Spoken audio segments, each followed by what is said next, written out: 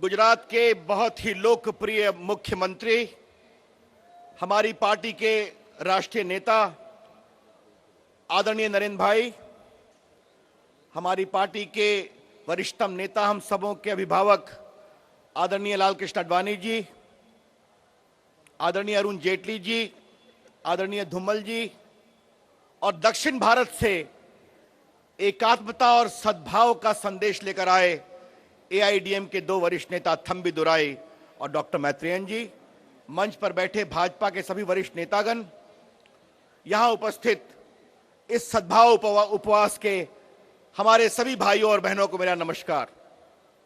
कहां से शुरू करूं? नरेंद्र भाई ने अपने भाषण में एक बात कही कि 10 साल से मेरे ऊपर जितने कंकड़ फेंके गए उन सबों को मैंने चुन चुन करके सीढ़ियां बनाई, आलोचना के लिए नहीं, गुजरात के आगे बढ़ने के लिए। आज ये जवाब है उन सभी लोगों के लिए। अगर मोदी जी चुप रहे तो गुजरात का विकास बोलता रहा। अगर मोदी जी ने प्रायोजित आलोचनाओं को सहा तो गुजरात के जनता के चेहरे की मुस्कान बोलती रही। अगर मोदी जी ने तमाम सतही आलोचनाओं का जवाब दिए बिना शांति से काम करते गए तो दुनिया ने देखा कि गुजरात का विकास वो दर है, वो आज चाइना के आसपास जा रहा है, हिंदुस्तान में सबसे अधिक है।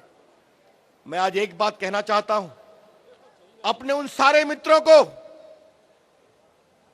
जिनका एक पास टाइम है। मैं टेलीविजन पर एक बात कहता हूं कि बहुत लोगों ने मोदी जी की आलोचना को एक कॉटेज इंडस्ट्री बना रखा है। उनकी आलोचना को मैं ऐसे लोगों को एक ही बात कहना चाहूंगा, सद्भाव को देखिए, बड़े हृदय को देखिए, गुजरात के विकास को देखिए। बिना डिस्क्रिमिनेट किए, बिना भेदभाव किए, बिना किसी के साथ पक्षपात किए अगर मोदी जी की सरकार ने समाज के सभी वर्गों, सभी संप्रदायों की प्रामाणिक चिंता की है तो हिंदुस्तान के लिए वो बड़ी मिसाल है। ये मिसाल आगे बढ़नी चाहिए। भाइयों और बहनों, सांप्रदायिक समन्वय होना चाहिए। अगर नहीं है तो कोशिश होनी चाहिए। कोई तोड़ने की कोशिश करता है, कानून का विरोध करता है, उसका उपाय होना चाहिए। लेकिन कई बार जब प्रायोजित प्रचार, मिथ्या प्रचार, विषैला प्रचार, तो लगता है कि क्या लोकतंत्र का स्तर कहां तक चला गया। यह क्यों होना चाहिए? मैं कहता हूं गुजरात के विकास को देखो। अभी अरुण जेटली जी चर्चा कर रहे थे, माननीय आडवाणी जी चर्चा कर रहे थे, प्रकाश सिंह बादल जी ने कहा, मोदी जी मैं आपसे आज एक कहना चाहता हूं, आप जब भी मुख्यमंत्रियों के सम्मेलन में भाषण देकर निकलते हैं तो देश के कई वरीय पदाधिकारी बोलते हैं, जिनसे चर्चा होती है कि देश की सुरक्षा पर मोदी जी बोलते हैं तो मालूम हुआ हिंदुस्तान की चिंता बोल रही है। जो बोलना चाहिए वो बोला जा रहा है।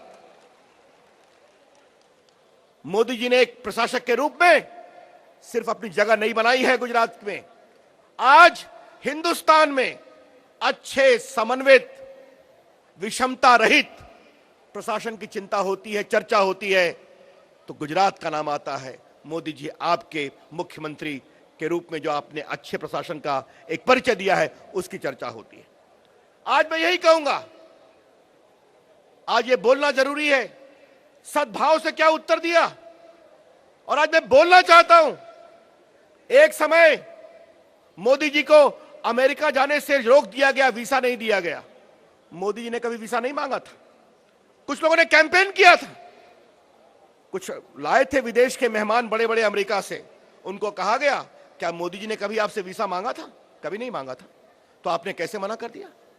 लेकिन समय का चक्र कैसे बदलता है, जब कुछ लोगों ने प्रायोजित कर करके वीसा नहीं देने की बात उठाई, वहीं की कांग्रेस, वहां की सरकार कहती है कि आज गुजरात का शासन हिंदुस्तान में सबसे बढ़िया है। सच्चाई को ईमानदारी से स्वीकार करना पड़ा।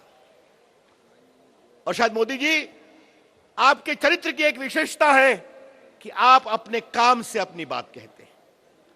शायद देश के पॉलिटिकल लीडर्स को, किसी भी पार्टी के हों, ईमानदारी से विकास कैसे हो सकता है बिना बोले, आलोचनाओं को सहे हुए, ये आपने करके दिखाया है।